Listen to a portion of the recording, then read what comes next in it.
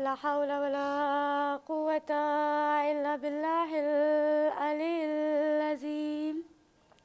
أعوذ بالله من الشيطان الرجيم. بسم الله الرحمن الرحيم. الحمد لله رب العالمين. الصلاة والسلام على سيدنا ونبينا وشفيع ذنوبنا خاتم النبينا بالقاسم محمد صلى الله عليه وسلم وآله الطيبين الطاهرين المعصومين. أما بعد فقد قاله في كتاب المجيد وهو الأصدق الصادقين وقال الحق. صلوات پڑھیں. اللهم صل على محمد وآل محمد. بسم الله الرحمن الرحيم. إنا أعطيناك الكوثر. صلوات پڑھیں پر محمد.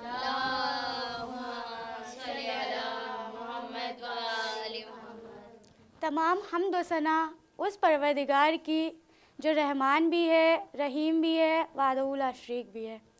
وہ پروردگار عالم کہ جس نے ہمارے لیے اس دنیا کو بنایا، ہمارے لیے زمین کا فرش بچھایا، آسمان کا شامیانہ لگایا اور اس کی زینت کے لیے چاند اور سورج کو خلق کیا.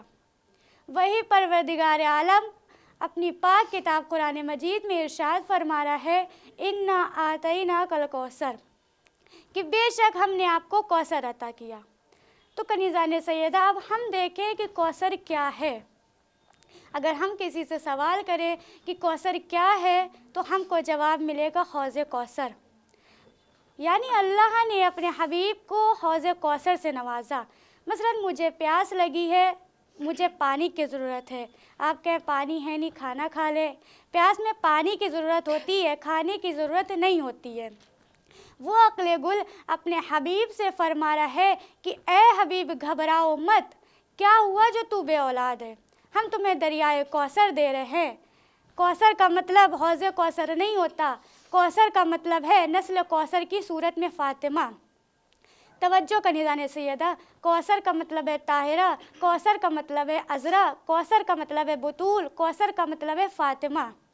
یعنی اللہ اپنے حبیب سے فرما رہا ہے کہ اے حبیب گھبراؤ مت، ہم تمہیں دریائے کوثر دے رہے ہیں جس سے تمہاری نسل اتنی بڑھے گی کہ دنیا میں کسی کی اولاد ہو نہ ہو، تمہاری اولاد ہر جگہ ملے گی. صلوات پڑھے پر محمد.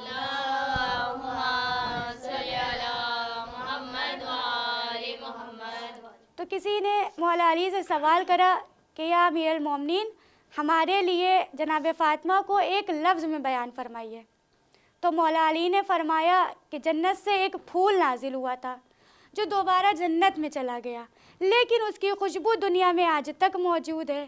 ہم یوں کہیں کہ اگر نور ہے تو سیدہ کے صدقے میں، ایمان ہے تو سیدہ کے صدقے میں، یہ مجلسیں ہیں تو سیدہ کے صدقے میں. آپ نے سوچا کہ یہ کون ہے، تو آئیے سورہ کوثر سے کچھ الفاظ آپ کی خدمت میں پیش کروں. انا آتیناک الکوثر.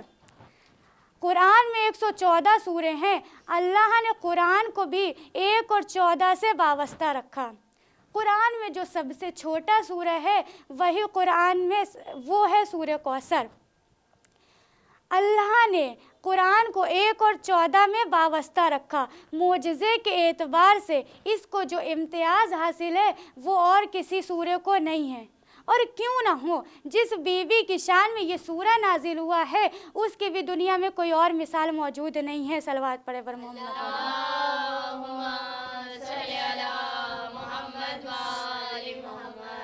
تو اب آپ سمجھی کنیزان سیدہ کہ یہ خاتون جنت کون ہے. کہ اللہ نے اپنے حبیب کو اتنی ساری نعمتیں دیں کہ جتنی کسی نبی کو نہیں عطا کری. لیکن کسی نعمت پہ اللہ نے پروردگار سے یہ نہیں کہا کہ ہم نے آپ کو یہ نعمت عطا کری. لیکن یہ کوثر کیا ہے جس میں اللہ اپنے سرور کائنات سے کہہ رہا ہے کہ ہم کو ناز ہے کہ ہم نے آپ کو کوثر عطا کیا. تو کنیزہ نے سیدہ اب یہ جناب فاطمہ کون ہے کہ جس پہ اللہ اپنے حبیب سے کہہ رہا ہے کہ ہم نے آپ کو انا آتینا کل کوثر، بے شک ہم نے آپ کو کوثر عطا کیا۔ قرآن میں جو سب سے چھوٹا سورہ ہے وہی قرآن کی حفاظت کا سب سے بڑا سامان ہے۔ اللہ نے قرآن کی حفاظت سورہ کوثر سے کی ہے۔ سورہ کوثر کہوں یا جناب فاطمہ کہوں؟ جناب فاطمہ کہوں۔ کوثر کے مطلب ہے خیر مطلق، خیر ہی خیر ہے۔ اب سیدہ جس سمت سے دیکھی جائیں خیر دکھائی دیتی ہیں، وہ اپنے بابا کی نگاہوں سے دیکھی جائے تو خیر ہے، وہ اپنے شوہر کی نگاہوں سے دیکھی جائیں تو خیر ہے، وہ اپنے بچوں کی نظروں سے دیکھی جائیں تو خیر ہے۔ تو یہاں پہ رسول اللہ مولا علی سے سوال کر رہے ہیں کہ علی بتاؤ تم نے ہماری بیٹی کو کیسا پایا؟ تو مولا علی فرما رہے ہیں اے رسول اللہ، ہم نے جناب فاطمہ کو اللہ کی اطاعت میں مددگار پایا۔ تو میں یہ کہہ دوں کہ جو ساری دنیا کا مشکل کشا ہے اس کی مشکل کشا کو زہرا کہتے ہیں۔ صلوات پڑھے ور محمد اللہم صلی علی محمد و آل محمد۔ کنیزہ نے سیدہ آپ نے ہجرت کا واقعہ تو سنا ہوگا، لیکن کچھ الفاظ آپ کی خدمت میں پیش کرنا چاہتی ہوں کہ جب رسول اللہ ہجرت کر کر مدینے جا رہے تھے تو رسول اللہ مولا علی سے کچھ باتیں کہہ کر گئے۔ کہا علی تمہاری ذمہ داری پہ 2 باتیں کہہ کر جا رہا ہوں۔ کہا ایک وہ کہ جس کی جو امانت ہے اس تک پہنچا دینا، کیونکہ مکے میں کوئی ایسا گھر نہیں کہ جس کی امانت میرے پاس نہ ہو۔ مشرکین رسول اللہ پر ایمان نہیں رکھتے تھے لیکن ان کو صادق و امین مانتے تھے۔ اور کہا علی دوسری بات یہ کہ جناب سیدہ اور ساری بیویوں کو لے کر مدینے آنا، اور علی آج تم میرے بستر پر سو جاؤ۔ کہا یا رسول اللہ آپ کے بستر پر میرے سو جانے سے کیا آپ کی جان بچ جائے گی؟ تو کہا ہاں بچ جائے گی۔ تو فوراً مولا علی شکر سجدے میں گر گئے اور کہا ہے پروردگارہ تیرا کتنا شکر ادا کروں کہ جو تو نے اپنے حبیب کی جان بچانے کے لیے مجھے چنا۔ ادھر رسول اللہ ہجرت کر کر مدینے پہنچے۔ اب جیسے ہی مدینے پہنچے تو کہا میں مدینے میں جب تک داخل نہیں ہوں گا جب تک میرا بھائی علی نہیں آ جاتا۔ جب میرا بھائی علی آ جائے گا میں جب اندر جاؤں گا، جب تک میں انتظار یہیں پر کروں گا۔ وہاں صبح نمودار ہوئی۔ صبح ہوتے ہی مولا علی نے جس کی جو امانت تھی اس تک پہنچائی۔ نہ کسی سے یہ پوچھا کہ رکھوا کر کیا گئے تھے، نہ کسی مشرکین نے شکوہ کرا کہ میری امانت میرے تک نہیں آئی۔ یعنی اللہ جس کا چہرہ دیکھتے تھے اس کی امانت اس تک پہنچا دیتے تھے۔ جب مولا علی ساری امانتیں صبح ہو کے لوٹا کر آئے تو جناب فاطمہ اور ساری بیویوں سے کہا کہ ہم نے رسول اللہ سے وعدہ کرا ہے کہ ساری بیویوں کو لے کر مدینے جاؤں گا، لہٰذا اب ساری بیویاں میرے ساتھ مدینے چلیے۔ جب قافلہ تیار ہوا تو کچھ مشرکین آنا شروع ہوئے، تو مشرکینوں نے کہا کہ رسول تو چلے گئے مدینہ لیکن ان کی بیٹی یہیں مکے میں رہ گئی ہے، کیوں نہ ہم سب مل کر ان کی بیٹی کو اسیر بنا لیں۔ جب ان کی بیٹی کو اسیر بنا لیں گے تو محمد کو مکے واپس آنا پڑے گا، اس سے وہ میرے قبضے میں آ جائیں گے۔ جیسے ہی سارے مشرکین قافلے کی طرف آنا شروع ہوئے، جمع ہونا شروع ہوئے، یہاں پہ رسول اللہ نے صرف مولا علی سے کہا تھا کہ علی تمہاری ذمہ داری پہ چھوڑ کے جا رہا ہوں، تم ہی ساری بیویوں کو لے کر مدینے آنا۔ تو جیسے ہی مشرکین کو آتا دیکھا مولا علی نے اس طرح سے للکارا کہ پبلک سارا مجمع کہہ کر بھاگا کہ ارے بھاگو، یہ تو عجیب ہیں، ان کی آنکھیں تو عجیب ہیں، یہ تو علی شیر کی طرح دکھتے ہیں۔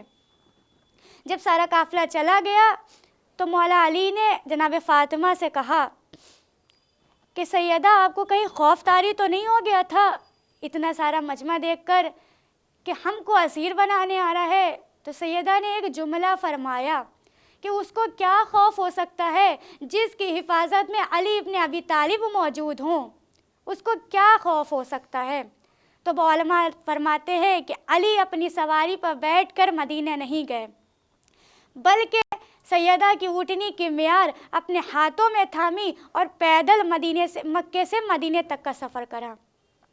اب جیسے ہی مدینے میں پہنچے رسول اللہ نے دیکھا کہ آپ کے ہاتھوں میں سیدہ کی اونٹنی کی معیار ہے، تو فوراً رسول اللہ استقبال کے لیے آ گئے اور علی کو گلے سے لگا لیا. علی کو گلے سے لگانے کے بعد ان کو پیار کرا. جب پیار کر چکے تو مولا علی نے کہا یا رسول اللہ ہم نے آپ سے وعدہ کیا تھا کہ ساری بیویوں کو لے کر مدینے آؤں گا.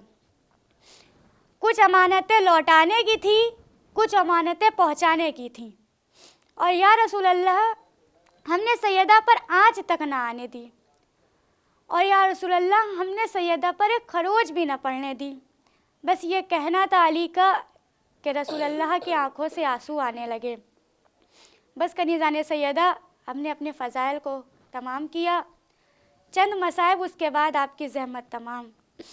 میں یہ کہوں گی کہ یہ وہ فاطمہ ہیں, یہ وہ سیدہ کہ جس کو علی اتنی حفاظت کے ساتھ رسول اللہ تک پہنچا کر آئے. ہائے رسول اللہ کے بعد اس سیدہ کو مسلمانوں نے چین سے نہ رہنے دیا.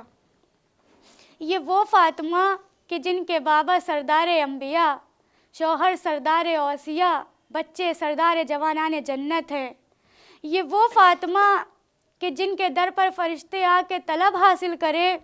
ہاں عزیزو, اس سیدہ کو مسلمانوں نے چین سے نہ رہنے دیا. ان کی یتیمی کا پرسہ تازیہ نے مار کر دیا گیا. ایک ظالم نے بے رحمی سے دائیں بازو پر وار کیا, دوسرے نے تلوار کے قبضے سے بے رحمی وار کیا, سیدہ پر جلتا ہوا در گرا دیا. سیدہ کا یہی کہنا تھا کہ بابا میرے اوپر اتنے ظلم پڑے کہ اگر دن پر پڑتے تو سیاہ رات میں تبدیل ہو جاتے, پہاڑ پر پڑتے تو پہاڑ ذرہ ذرہ ہو جاتے. اے بابا میں اپنے دائیں ہاتھ سے تسبیح بھی نہیں پڑھ سکتی. میں یہ کہوں گی اے سیدہ وہ کون سے مصائب تھے جو رسول اللہ کے جانے کے بعد آپ پر پڑے. نہ صرف یہ کہ محسن شہید ہوا, نہ صرف یہ کہ علی کو ان کا حق نہ دیا گیا, نہ صرف یہ کہ جلتا ہوا در گرایا, بلکہ سیدہ کہتی رہی کاش کوئی میری یتیمی کا پرسہ لینے آ جاتا, کاش کوئی میرے بابا کا پرسہ کہنے آ جاتا. کچھ لوگ علی کے پاس آئے, سیدہ کو لگا کہ میرے بابا کا پرسہ کہنے آئے ہیں. جب علی واپس آئے تو سیدہ نے کہا کیا علی یہ لوگ میری یتیمی کا پرسہ دینے آئے تھے؟ تو علی نے کہا نہیں سیدہ, یہ لوگ کہنے آئے تھے کہ سیدہ سے کہہ دیجئے یا تو وہ دن کو رویا کرے یا رات کو رویا کرے. ان کے رونے کی آواز سے ہمارا دن کا آرام, رات کا چین ختم ہو گیا ہے. ہاں عزیزو, سیدہ کے رونے پر بھی پابندی لگائی گئی. ایک دفعہ سیدہ مولا علی سے کہتی ہیں اے ابو الحسن آج ہم اپنے رب سے ملاقات کرنے والے ہیں. اے ابو الحسن ہمارا غسل و کفن آپ دیے گا. اے ابو الحسن ہمارے جنازے کو پردہ شب میں اٹھائیے گا. یہ کہہ کر اسما سے کہتی ہیں اسما ہم اپنے حجرے میں جا رہے ہیں قرآن کی تلاوت کرنے, جب تک آواز آئے تو سمجھنا ہم روئے زمین پر ہے, جب آواز بند ہو جائے تو سمجھ جانا کہ ہم اپنے رب سے ملاقات کرنے چلے گئے ہیں. فضہ دروازے پہ کان لگائے سنتی ہے, مسلسل آواز آتی ہے. جیسے ہی آواز آنا بند ہوئی اسما نے کہا فضہ کوئی جواب نہ آیا. اسما نے کہا حسن حسین کی ماں کوئی جواب نہ آیا. اسما نے کہا اے علی کی زوجہ کوئی جواب نہ آیا. ایک بار فضہ نے چیخ ماری, چیخ کا مارنا تھا کہ خانہ سیدہ میں آہو بکا شروع ہو گیا. علی نے وصیت کے مطابق غسل و کفن دیا. غسل دینے کے بعد سیدہ کے جنازے کو تابوت میں رکھا اور کہا اے سیدہ کے چاہنے والوں, سیدہ کا آخری دیدار کر لو. امام حسن آئے, ماں سے لپٹ کر رونے لگے. جناب زینب آئے, کلثوم آئی, لیکن امام حسین ایک مرکز پہ کھڑے آنسو بہا رہے تھے. علی نے کہا اے حسین ماں سے آخری دیدار کر حسین نے کہا ہے بابا جب میں باہر سے آتا تھا تو اماں مجھے گلے سے لگاتی تھی، جب تک اماں نہ بلائے گی یہ حسین نہ آئے گا۔ یہ کہنا تھا کہ بندے کفن ٹوٹے، 2 ہاتھ برآمد ہوئے اور کہا ہے میرے لال میرے گلے سے لگ جا۔ سیالم الذین انقلبوا انا للہ و انا الیہ راجعون۔